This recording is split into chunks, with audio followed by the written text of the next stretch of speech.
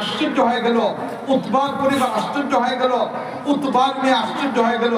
তিনি জিজ্ঞেস করলেন যে এই মুহূর্তে তুমি জেলখানায় বন্দী, এইটা পারিবারিক জেলখানা, যে জেলখানায় বাইরের কোনো মানুষ আসার সম্ভাবনা নেই, আর এমন অবস্থায় তোমার কাছে খাবার আঙ্গুর চলে আসলো, কোন থেকে আসলো? তিনি বলেন হাযা ফাদলুল্লাহ ইউতিহি মান ইয়াশা, এটা মালিক আল্লাহ রাব্বুল আলামিনের দয়া, তিনি যাকে ইচ্ছা দেন, এটা জান্নাতের পক্ষ থেকে দেওয়া আমাকে। এই দুনিয়াতে খাব্বাব রাদিয়াল্লাহু তাআলা তিনি আঙ্গুর খেয়েছেন। এবার খাব্বাব রাদিয়াল্লাহু তাআলাকে হত্যা করার জন্য এবার দিন তারিখ নির্ধারণ করা হলো। দিন তারিখ নির্ধারণ করা হলো খাব্বাব রাদিয়াল্লাহু তাআলাকে হত্যা করা হবে। এবার খাব্বাব রাদিয়াল্লাহু তাআলা নখ কাটার জন্য, মোষ কাটার জন্য একটা চাকু চাইলেন যে আমি এই ধরনের কাজ করতে চাই, তোমরা একটু দাও। এবার নখ কাটার জন্য চাকু দেওয়া হলো, এরকম ভাবে মোষ কাটার জন্য দেওয়া হলো।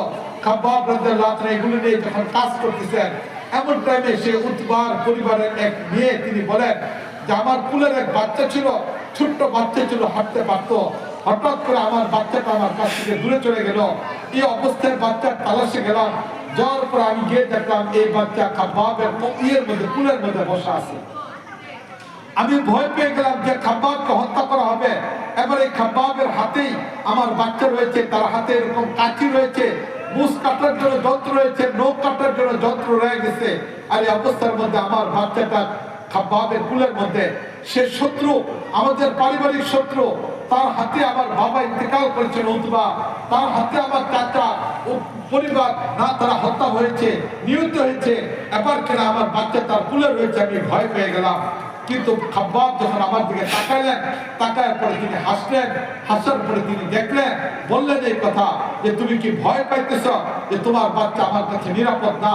আমরা এমন এক ধর্মের অনুসরণকারী, যে ধর্মে নিরপরাধ কোনো ব্যক্তিকে হত্যা করা হয় না, তাই তোমার বাচ্চা নিরাপত্তার সাথে আমার কাছে আছে, কোনো অসুবিধা নেই। তখন এই মহিলা বলে উঠছিল এই কথা, পৃথিবীতে আমি অনেক অপরাধীকে দেখেছি, অনেক ব্যক্তিকে হত্যা করা হয়েছে, আমাদের পারিবারিক জেলখানায় অনেক অপরাধীকেও বন্দী করা হয়েছে, কিন্তু খাব্বাবের মতো আদর্শবান কোনো অপরাধীকে আমি দেখি না। এই খাব্বাব রাদিয়াল্লাহু তাআলাকে হত্যা করা হবে, হত্যার জন্য শুলির মঞ্চ তৈরি করা হলো, যে শুলির মঞ্চের মধ্যে খাব্বাব রাদিয়াল্লাহু তাআলাকে নিয়ে যাওয়া হবে। এবার যখন শুলির মঞ্চে খাব্বাব রাদিয়াল্লাহু তাআলাকে হত্যা করার জন্য নিয়ে যাওয়া হচ্ছে, মক্কার কাফেররা পূর্ব থেকে বিষয়টা জানতো। এবার পুরো মক্কার মধ্যে আনন্দের বান তৈরি হয়ে গেল। ইসলামের পক্ষের এক ব্যক্তিকে, যারা তাদের মানাতের বিপক্ষে কথা বলে, লাতের বিপক্ষে কথা বলে, উজ্জার বিপক্ষে কথা বলে, এমন এক মুসলমান তাকে হত্যা করা হবে।